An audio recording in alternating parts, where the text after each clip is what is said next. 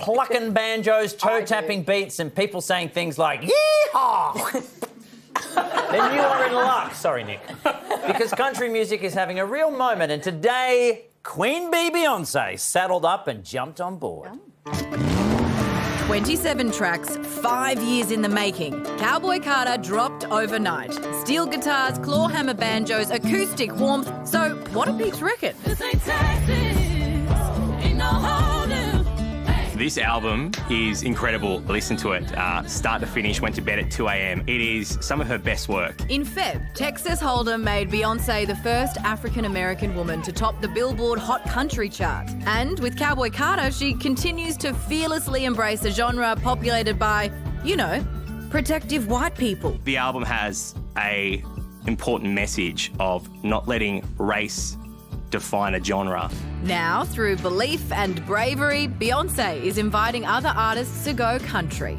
Just over a week ago, posting, "My hope is that years from now, the mention of an artist's race as it relates to releasing genres of music will be irrelevant." When I heard the first notes of Texas Hold'em, I got really excited and I felt like something important was happening. Even southern US country radio stations, who initially refused to play B's country bangers, are coming around. Country music, like all genres, the lines are getting blurred. Most everybody is put in categories. She wants to change that, and I respect that. Country music is definitely having a moment. Last year, listenership was up around 20% in the States alone. Aussies are the world's third largest consumers of the genre, and with artists like Luke Combs, Morgan Wallen and Zach Bryan selling out shows and making waves on the ARIA charts, the addition of Queen Bee could have even more of us boots scooting our butts off.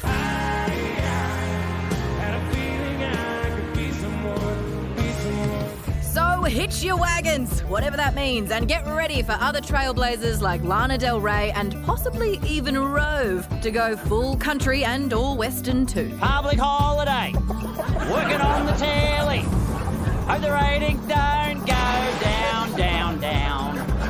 They make me do this against my wishes. I look like a bloody clown, clown, clown. Yee-hoo! Meh, Beyonce did it better. St. Texas, ain't no hold'em.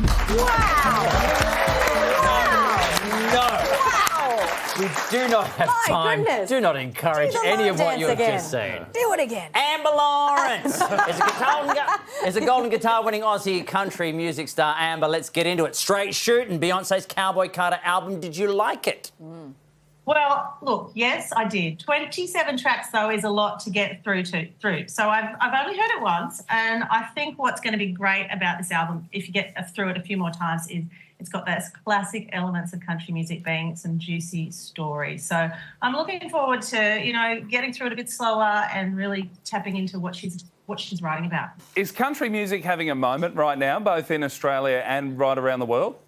It really is. In Australia, it's absolutely going off. So we had the CMC Rocks Festival, which, sells out in a couple of days, 30,000 country music fans. And then Lainey Wilson came over, an American female artist who packed out Melbourne and Sydney shows, and Australian artists such as James Johnston and Morgan Evans, they're touring and killing it, and, I'm doing okay too.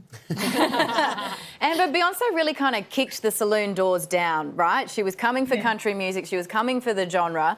What do you think that Cowboy Carter means for the traditional gatekeepers of country? Yeah, I think if you listen to a few of the stories that are going around about how she didn't feel welcomed in the industry, and actually a lot of the tracks on this album have got some real sort of stories of early country music. And there's a song called Linda Martell, who, was the first African-American female to play the Grand Ole Opry. So I think she's really, putting some of that history of country music into this album. And what I think is positive about this is that there are going to be a lot of country fans that have never heard a Beyonce album. So it'll be their first time hearing Beyonce. So, it's good for Beyonce too. And there are going to be a lot of Beyonce fans that have never heard country. And look, it's always been, every genre is, protects their industry, and they don't want outsiders coming in, and we all feel that way. But I just think the barriers are down now. If you want to be a country singer and you're going to go about it and make music that tells a great story, then go for it. So, for people like me still listening to death metal in their mum's garage, why should I put down the bong and get into country music? Well, you know, what also is having a resurgence is line dancing in short denim shorts. Oh, so well. that's all you need to do. I don't know Rose, if you and saw you've some got of my the moves legs, so you're earlier, fine. Amber. You've got the But I legs have that for nailed it. early. Yeah, you got the legs for it. So that's it. Amber, does it make you think about getting into a different genre yourself? Would you try hip-hop or pop, rap?